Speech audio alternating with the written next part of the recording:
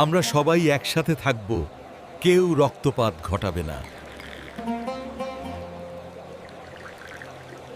আজ আমরা এমন এক নেতার গল্প শুনব যার রাতগুলো কাটত আরামে নয়, বরং চোখের পানিতে।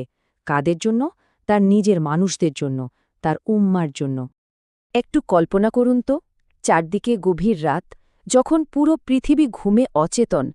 ঠিক তখন একজন মানুষ জেগে আছেন, তার চোখে পানি আর ঠোঁটে শুধু একটাই আকুতি, আমার উম্মা।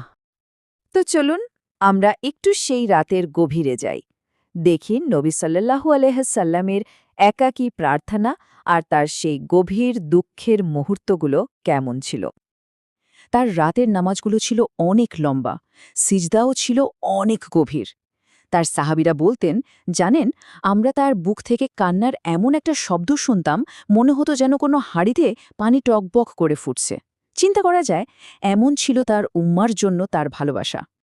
আর তার এই গভীর ইবাদত এর সাক্ষী কিন্তু ছিলেন তার খুব কাছের মানুষেরাও। আর সেখান থেকেই জানেন উঠে আসি কৃতজ্ঞতার একটা প্রশ্ন, যে প্রশ্নটা তার ভক্তির গভীরতাকে আরও ভালোভাবে আমাদের সামনে তুলে ধরে। যেমন এক রাতের ঘটনা, তার স্ত্রী আয়শারা তাকে এত কষ্ট করে ইবাদত করতে দেখে আর থাকতে পারলেন না। জিজ্ঞেসই করে বসলেন, হে আল্লাহর রাসূল, আল্লাহ তো আপনাকে ক্ষমা করেই দিয়েছেন, তাহলে কেন আপনি এত কষ্ট করছেন? দেখুন, প্রশ্নটা কিন্তু ভালোবাসার আর খুবই যৌক্তিক, তাই না?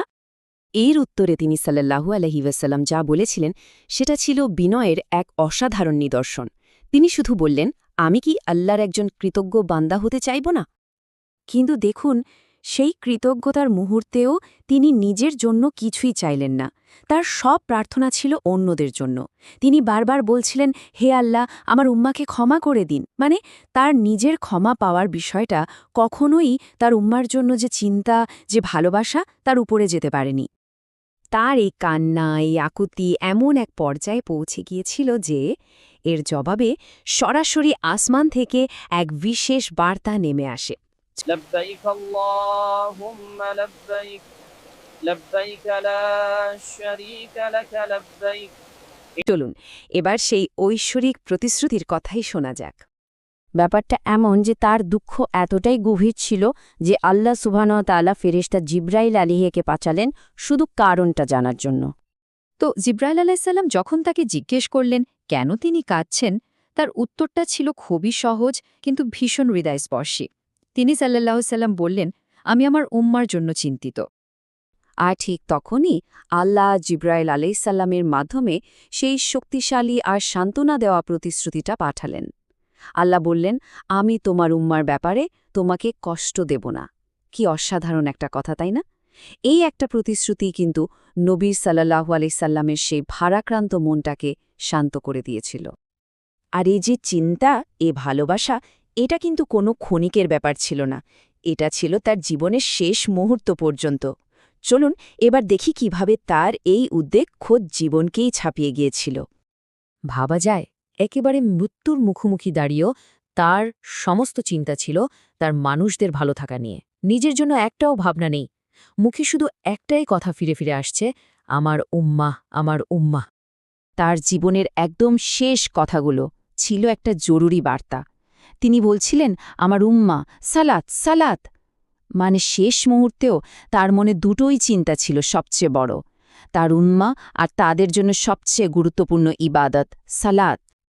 তার এই ভালোবাসা, এই কান্না, এগুলো তো আমাদের জন্য একটা বিরাট উত্তরাধিকার, তাই না? চলুন একজন নেতার এই চোখের জলের পেছনের ভাবনাগুলো নিয়ে আমরা একটু ভাবি। দেখুন, একদিকে একজন রাজা যিনি থাকেন বিশাল প্রাসাদে, আর অন্যদিকে একজন নবী যিনি রাতের অন্ধকারের সিজদায় পড়ে থাকেন। একজন রাজা খোঁজেন দুনিয়ার ক্ষমতা, আর একজন নবী কাঁদেন তার মানুষের জন্য। এই যে পার্থক্য, এটাই তো তার সেই নিঃস্বার্থ ভালোবাসার আসল রূপটা দেখিয়ে দেয়। তার ওই চোখের পানি, ওটা ছিল ভালোবাসার পানি তার মানুষদের জন্য, প্রত্যেকটা মুসলমানের জন্য। আর এই ভালোবাসাটা কিন্তু সময়ের গণ্ডি পেরিয়ে গেছে, এটা আজও তার উম্মার প্রত্যেকটা মানুষের কাছে পৌঁছে যায়। তো সবকিছুর শেষে একটাই প্রশ্ন কিন্তু থেকে যায়, এত ভালোবাসার জবাব আমরা কিভাবে দেব? এই গভীর প্রশ্নটা আমাদের সবার ভাবনার জন্য থাকল।